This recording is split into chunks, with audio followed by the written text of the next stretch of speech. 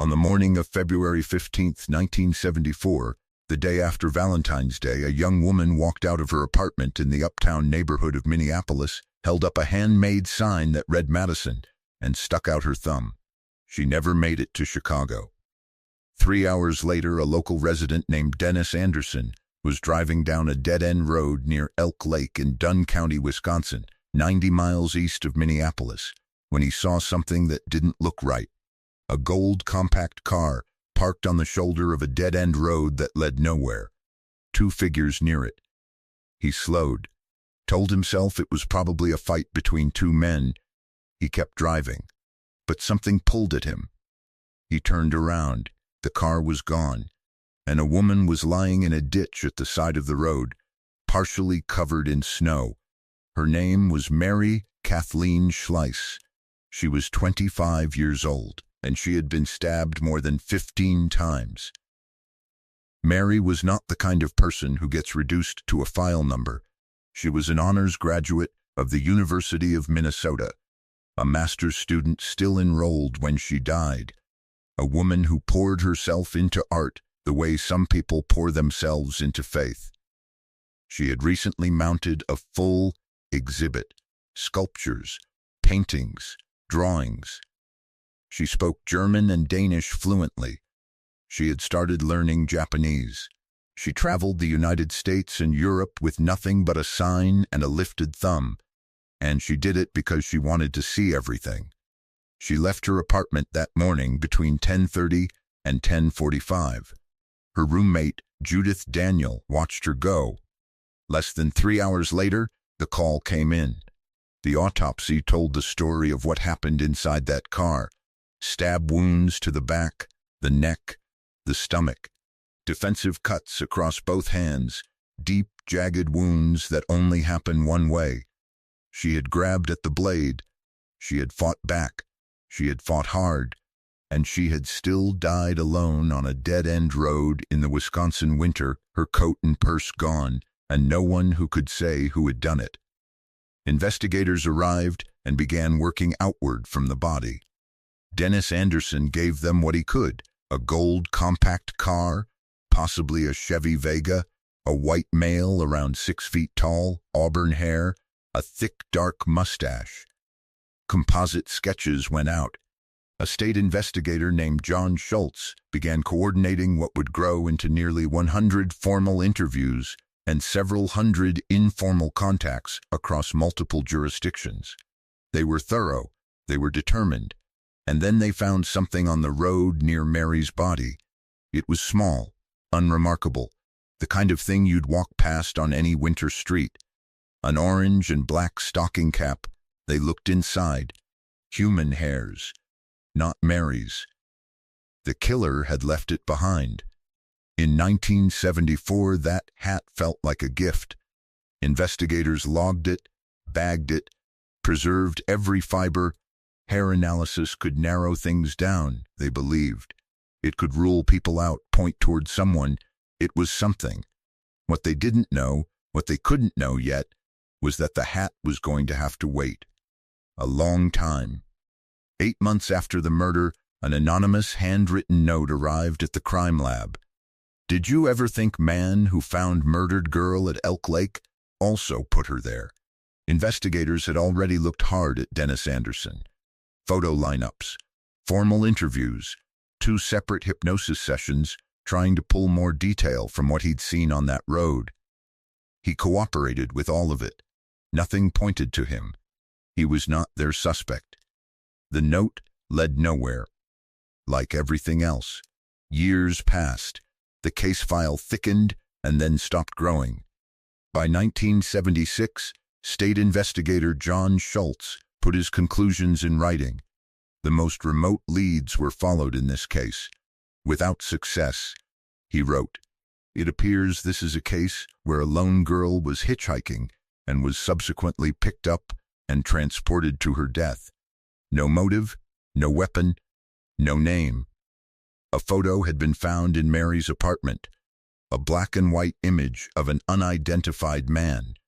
It was released publicly. Nobody recognized him. Nobody called. And then the case went cold. Not closed, not abandoned, but cold in the way that cases go cold when every thread has been followed and every thread has run out. Cold in the way that happens when the science you need doesn't exist yet. The stocking cap went into an evidence locker. The hairs sat inside it, in the dark, waiting. In the early 1990s, a young investigator at the Dunn County Sheriff's Department was helping relocate evidence during an office move when he came across a file he didn't recognize. He opened it. Photographs. Reports. A dead-end road near Elk Lake.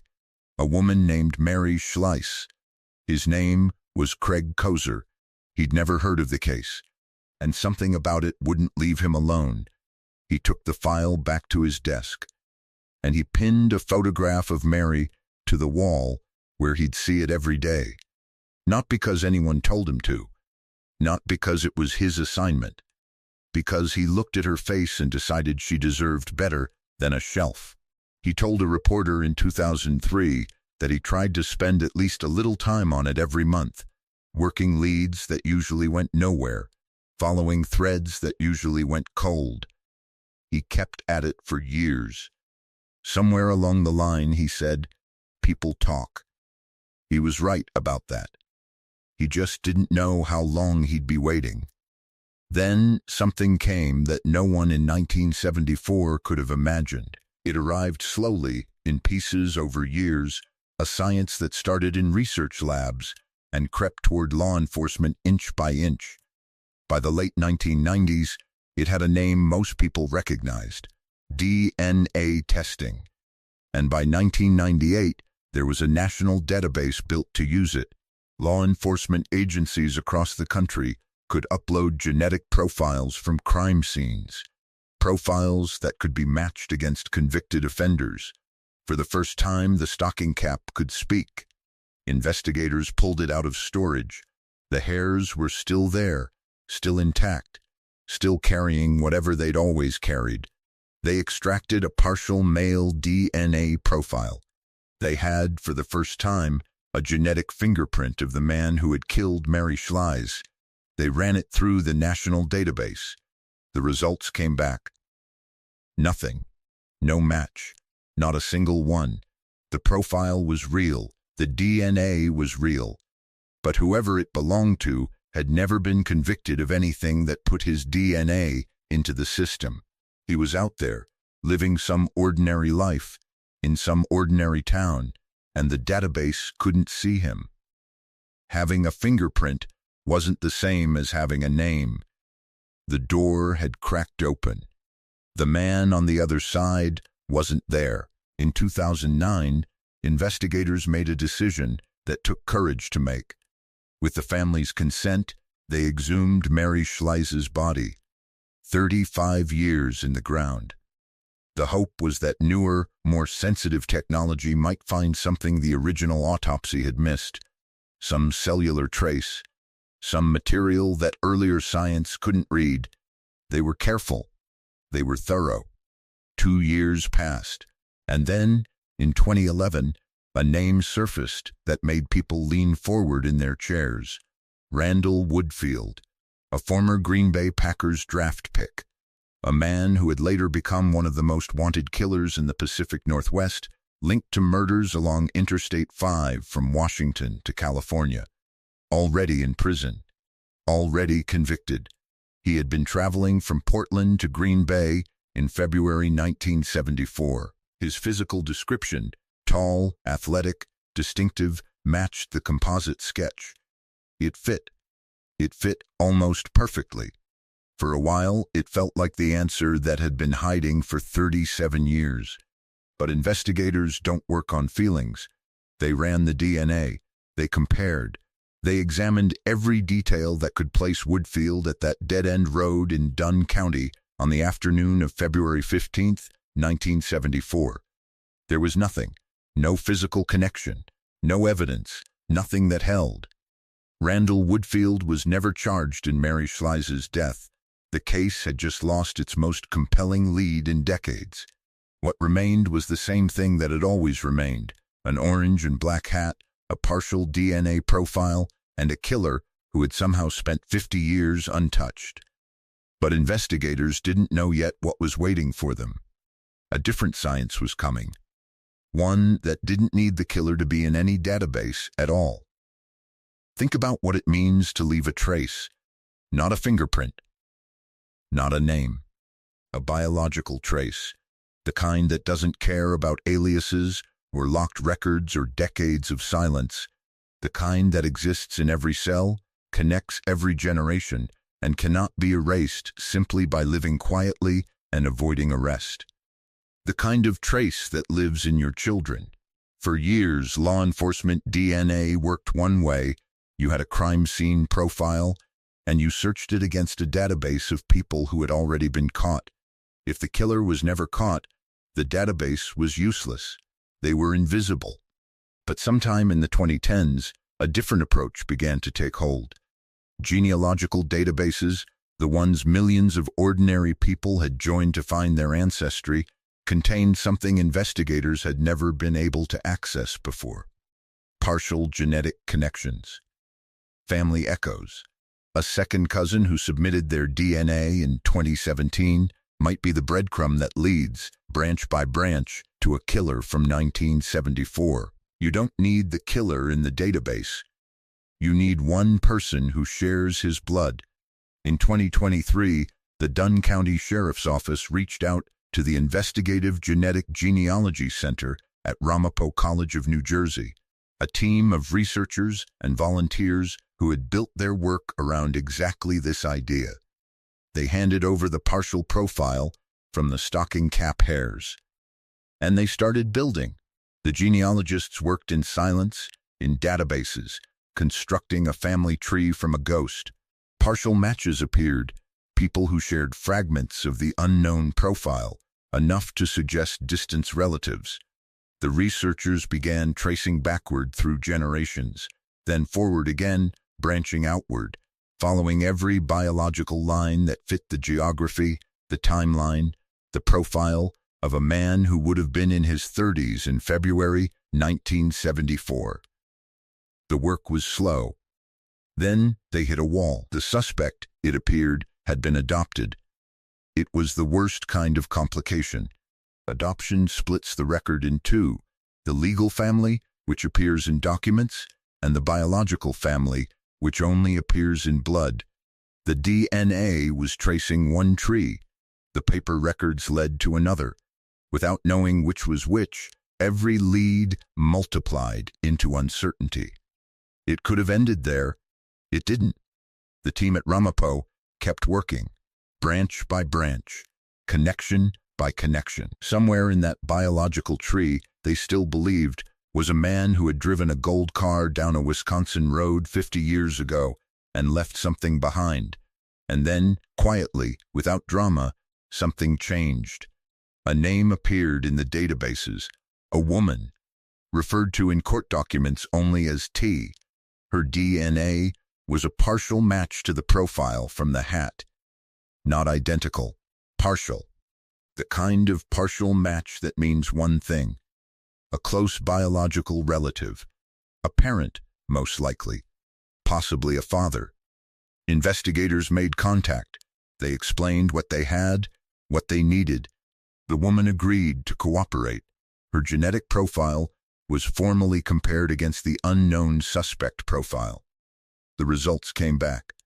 The hairs in that orange and black stocking cap, the hairs that had been sitting in an evidence locker since 1974, belonged to this woman's biological father.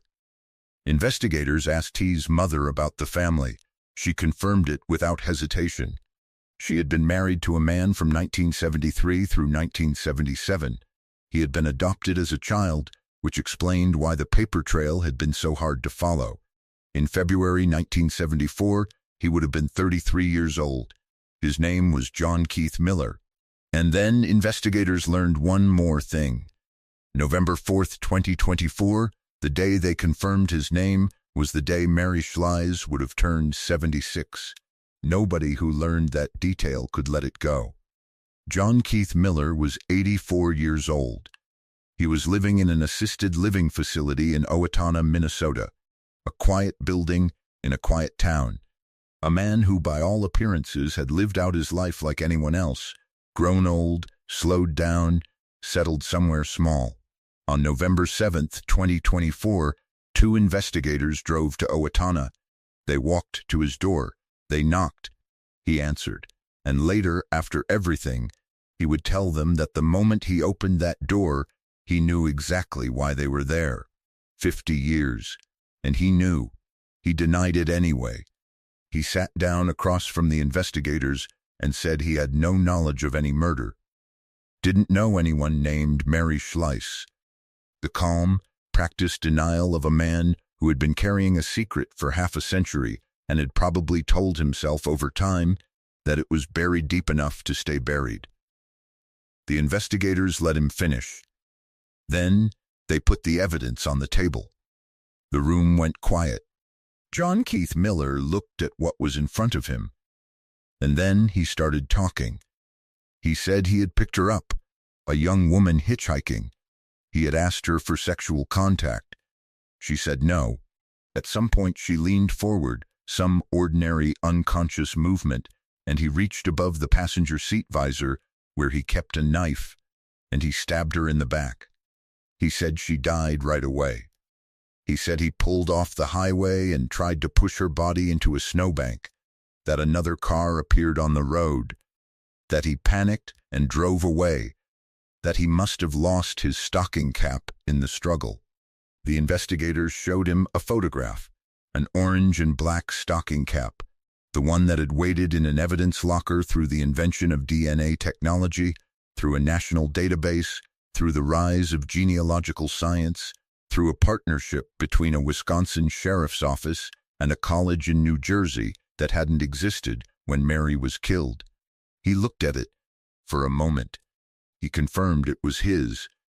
John Keith Miller was arrested that evening and booked into the Steele County Jail. He was extradited to Wisconsin, charged with first-degree murder. In March 2025, he entered a no-contest plea. The judge sentenced him to life in prison. He was 84 years old. Sheriff Kevin Beigd was sitting in a deer stand in the woods when his phone rang with the news. He said later that he had trouble containing his excitement. He texted his predecessor and two former chief deputies the moment he came down from the stand, men who had worked this case through their careers, men who had never stopped hoping. He mentioned, quietly, that many of the investigators who had worked hardest to solve Mary's murder had died without ever knowing the answer. He didn't say Craig Kozer's name. He didn't have to. Somewhere, a photograph of a 25-year-old woman had been pinned to a desk for 30 years. At the sentencing, Mary's niece, Nina Mary Schlais, stood and faced the courtroom. Mary Schlais was more than a victim, she said. She was a brilliant, independent woman, a gifted artist, an equestrian, a world traveler, and a scholar. This case is a reminder that justice has no time limit. She looked out at the people assembled in that room, investigators, genealogists, lawyers, family members, the accumulated effort of 50 years. All of it collapsed into a single afternoon. To families still searching for the truth, let Mary's story be a testament that persistence, science, and dedication can bring a long-awaited closure. Mary Kathleen Schlais left her apartment on a February morning with a handmade sign and everything ahead of her. She spoke 3 languages and was learning a 4th. She made art that was shown in galleries. She had been to Europe, across the country, through dozens of cities, talking to strangers, moving through the world with the confidence of someone who believed it was fundamentally safe. She was 25. She had just graduated with honors. She was, by every account, fully and completely alive. The man who ended that life drove home that afternoon, hid what he had done, and kept living. He had children. He grew old. He moved into a care facility in a quiet Minnesota town and let the decades do what he hoped they would do. They didn't, because a stocking cap remembered, because hairs carry something that time cannot touch, something that does not degrade with the decades, something that waited Through every failed search, through every cold winter, through every year that passed without an answer, until the science caught up. 50 years, one hat, one name, and on what would have been her 76th birthday, the world finally learned it. Justice has no time limit. John Keith Miller was sentenced to life in prison on March 27, 2025, in Dunn County Circuit Court, Wisconsin. He was 84 years old. The Ramapo College Investigative Genetic Genealogy Center continues to work cold cases with law enforcement agencies across the country.